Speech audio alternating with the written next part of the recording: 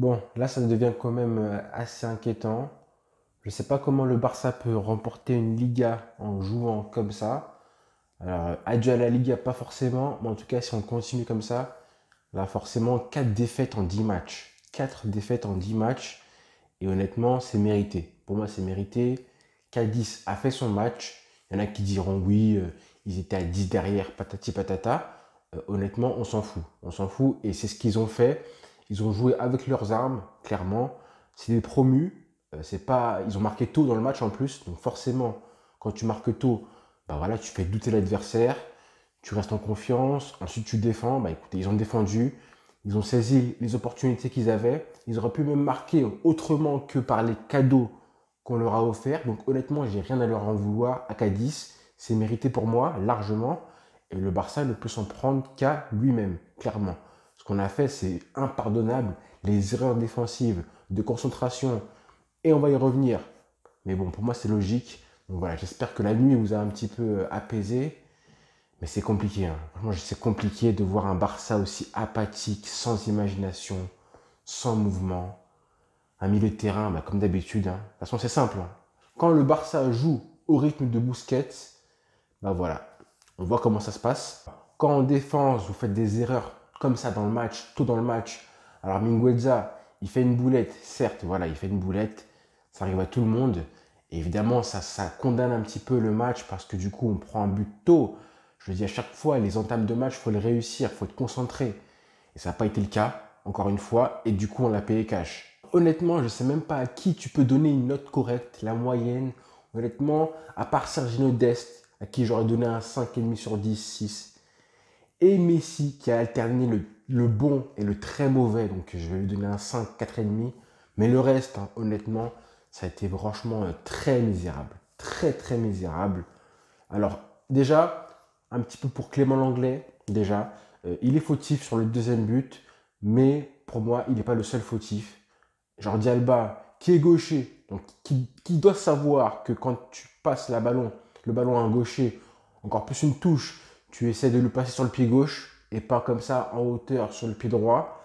Même si c'est une touche, c'est normal que ce soit en hauteur. Mais voilà, tu facilites pas la tâche à Clément Langlais. Donc fautif Jordi Alba, Clément Langlais évidemment.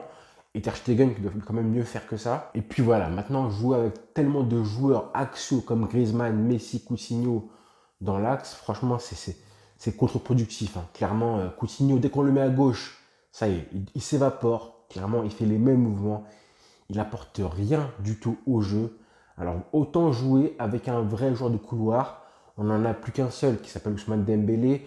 On sait que Pedri peut dépanner à gauche, mais je pense que c'est mieux à faire que de mettre Coutinho. Coutinho, c'est soit on le met en 10, soit on ne le mettra pas du tout sur le terrain, parce que là, c'est vraiment très très médiocre ce qu'il a fait hier soir. Il ne mérite pas la moyenne. Griezmann, j'ai pas envie de le blâmer Griezmann, parce que franchement, il s'est débrouillé avec ce qu'il avait, clairement. Voilà, Braithwaite, pareil. Honnêtement, pareil pour lui. Mais tu sens que collectivement, l'équipe, elle n'a pas grand-chose à apporter. Ça manque de mouvement, ça manque de vitesse. Pareil, Frankie de Jong, pareil. Le manque d'apport offensif qu'il a, c'est flagrant, hein.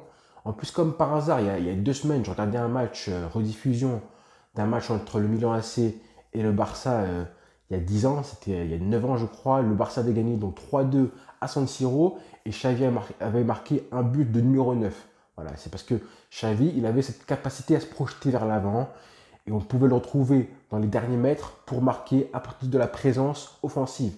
Là, Frankie de Jong, les matchs où il a fait ça sont vraiment très rares. Je me souviens d'un match contre le Betis Séville, rappelez-vous, on gagnait 3-2, c'était je crois en janvier-février dernier.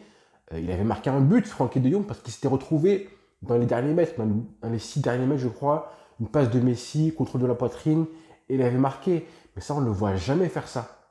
Il peut le faire, la preuve, il l'avait fait, mais ça, on ne le voit jamais faire ça. Demander des ballons dans les derniers mètres, apporter du danger. Voilà, j'ai pas envie de le critiquer et faire une vidéo sur lui, mais voilà, il faut qu'il apporte plus que ça. Et là, ça y est, là, Ronald Koeman, on veut avoir une équipe type. Ça fait 3 mois que tu es là, on veut savoir quelle est l'équipe type du Barça. Alors pour moi, là, ça va être important face à la Juventus de savoir de mettre le meilleur joueur à leur poste. On ne peut pas se permettre de perdre la première place. Alors clairement, on veut savoir qui est numéro 10 dans l'équipe. Je pense que Messi doit être numéro 10. Pas Griezmann, pas Coutinho. Parce que Messi, bah, on voit que côté droit, il le délaisse. Et on veut avoir un joueur à droite comme Dembélé, un joueur à gauche comme Ansu Fati qui n'est pas là, mais là ça sera Pedri forcément. Et en numéro 9, Braithwaite, c'est ce que je ferais moi. En tout cas, c'est ce que je ferais moi. Et puis le milieu de terrain, Busquets de Jong, qui ne marche toujours pas. Et lui, il s'entête encore une fois à le mettre, à le remettre. Pjanic est rentré et voilà, on a quand même vu une petite différence. Mais sinon, Busquets, il a quand même fait des bonnes choses. Hein. Il a quand même fait des bonnes choses, mais globalement, l'équipe joue en fonction de lui et son rythme. Et c'est pas possible. C'est pas possible. Mais là, c'est éprouvant. C'est éprouvant d'être supporter du Barça. Tu passes 2 semaines tranquille. Allez, il y a eu 3 matchs, 3 clean sheets, des buts marqués, et tout. Et là, paf, en 3 jours, hein, paf, un scandale avec Neymar. Et là, cette défaite qui fait très très très mal. Je vous l'avais dit en plus, hein, il nous fallait une série de 3 4 matchs et arriver avec une bonne série face à la Juventus. Parce que là, du coup, si on gagne mardi contre la Juventus, ce sera juste du coup un pansement. Ce sera juste un rebond par rapport à cette défaite-là qui nous met à 12 points de l'Atlético Madrid. 4 défaites en 10 matchs. C'est horrible comme série. 4 défaites en 10 matchs. Comment vous voulez gagner la Liga comme ça? Donc voilà, ce sera vraiment important. Donc là, mardi, face à la Juventus, on verra ce que Koeman nous réserve. Parce qu'à chaque fois, c'est une compo surprise. Maintenant, c'est des compos surprises. À chaque fois, c'est une surprise. Qui va jouer suspense? Là, voilà, on veut savoir qui sont les titulaires du Barça. Et puis, je parle de Messi. Messi qui a voilà, alterné, comme je dis, le bon et le très mauvais. Mais honnêtement, Messi, quand il joue comme ça, c'est compliqué. C'est compliqué parce que des fois, il arrive à casser des actions par ses pertes de balles un petit peu bêtes, stupides. Il a eu beaucoup de pertes de balles, hein, malgré ses bonnes choses. Beaucoup de pertes de balles. C'est compliqué, hein. C'est compliqué de le voir jouer comme ça. Et pourtant, là, j'ai senti de l'envie. J'ai senti qu'il était concerné, qu'il voulait vraiment jouer. Il y a eu des bons mouvements et des fois des mauvaises passes. On est là dans les 20 derniers mètres et il fait une passe qui va directement à 6 mètres. Ses coups francs dans le mur à chaque fois. Ses corners à chaque fois pour le gardien. Ça, faut en parler, c'est chiant. C'est vraiment embêtant. Donc voilà, c'est compliqué de jouer avec ce Messi-là. J'espère que vraiment il va se remotiver, déterminé pour jouer mardi face à la Juventus. Hein. On en reparlera donc demain pour la vidéo d'avant-match. Mais là, honnêtement, voilà. Donc, bon dimanche à tous les frères. Abonnez-vous à ma chaîne YouTube. Rendez-vous demain face à la Juventus. Si vous voulez me parler, c'est pas sur Instagram, en privé. J'ai mis en description mon Instagram. Bonne journée à vous tous les frères. Bon dimanche. Abonnez-vous tous. Ciao.